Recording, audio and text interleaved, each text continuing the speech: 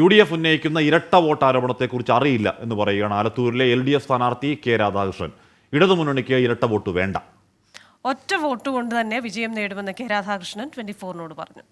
എൻ്റെ ശ്രദ്ധയിൽപ്പെട്ടിട്ടില്ല, എനിക്കറിയില്ല. അത് ഇതുവരെ ആരും അങ്ങനെ ശ്രദ്ധയിൽപ്പെടുത്തിയിട്ടുമില്ല.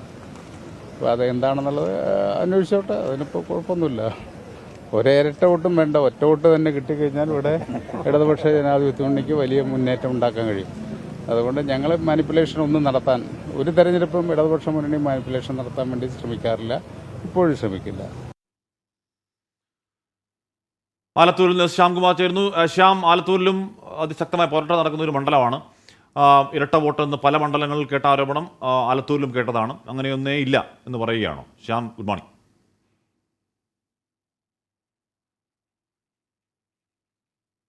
Good morning Hashmi, Christina.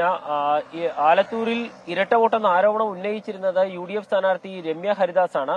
അതും 5000-ലധികം വോട്ടുകൾ ആലത്തൂർ മണ്ഡലത്തിൽ, പ്രത്യേകിച്ച് ചിറ്റൂർ നിയമസഭാ മണ്ഡലത്തിന്റെ അതിർത്തി പ്രദേശങ്ങളിലുണ്ട് എന്നുള്ളതായിരുന്നു ആരോപണം.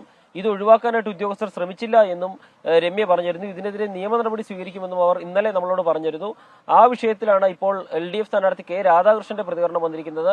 ഇരട്ട വോട്ട് ഞങ്ങൾക്ക് വേണ്ട, ഒറ്റ വോട്ട് തന്നെ മതി ഈ മണ്ഡലം പിടിച്ചെടുക്കാൻ എന്നുള്ള ഒരു ആത്മവിശ്വാസമാണ് LDF സ്ഥാനാർത്ഥി പ്രകടിപ്പിക്കുന്നത്. ഇതേ ആത്മവിശ്വാസം അവർ പല സ്ഥലങ്ങളിലും പ്രചരണ യോഗങ്ങളിലും ഒക്കെ പറയുന്നുണ്ട്. ഏതായാലും ഇരട്ട വോട്ടിൽ അന്വേഷണം നടക്കട്ടെ എന്നൊരു നിലപാട് കൂടി LDF സ്ഥാനാർത്ഥി തന്നെ പറയുന്നുണ്ട്. ഏതായാലും ഈ വിഷയവുമായി ബന്ധപ്പെട്ട് തിരഞ്ഞെടുപ്പിന് ഏതാനും ദിവസങ്ങൾ മാത്രം അവശേഷിക്കുകയും തെരഞ്ഞെടുപ്പിന് ശേഷവും നിയമ നടപടികൾ ഉണ്ടാകുമെന്നുള്ളൊരു സൂചന കൂടി പുറത്തു വരുന്നുണ്ട്. പ്രത്യേകിച്ച് അത് ജയപരാജയങ്ങളെ ഏതെങ്കിലും വിധത്തിൽ ഈ വോട്ടുകൾ, ഇപ്പോൾ ഈ ആരോപണം ഉയർന്ന വോട്ടുകൾ സ്വാധീനിക്കുകയാണെങ്കിൽ. ശ്യാംകുമാറാണ് വാർത്തയുടെ വിവരങ്ങൾ നൽകി. ഇരട്ട വോട്ട്, വീട്ടിലെ വോട്ട് പ്രശ്നമൊക്കെ കഴിഞ്ഞ ദിവസങ്ങളൊക്കെ വരുന്നുണ്ട്. എനിക്ക് തോന്നുന്നു അത് ഇനി വരും ദിവസങ്ങൾ, വരുന്ന ബാക്കിയുള്ള 3 ദിവസങ്ങളിലും തുടർന്നുമൊക്കെ അത് കൂടുതൽ സജീവ ചർച്ചയാകും. കാര്യം ലാസ്റ്റ് ലാപ്പാണ്, കൊട്ടിക്കലാശമാണ്. ബൂത്തിലേക്ക് പോകാൻ ഇനിയും കഷ്ടിച്ച് 3 ദിവസം മാത്രമാണ് ബാക്കി. ഇനി ഓരോ വോട്ടിനും വലിയ വിലയുള്ള ദിവസങ്ങളാണ്. ഉറപ്പായി.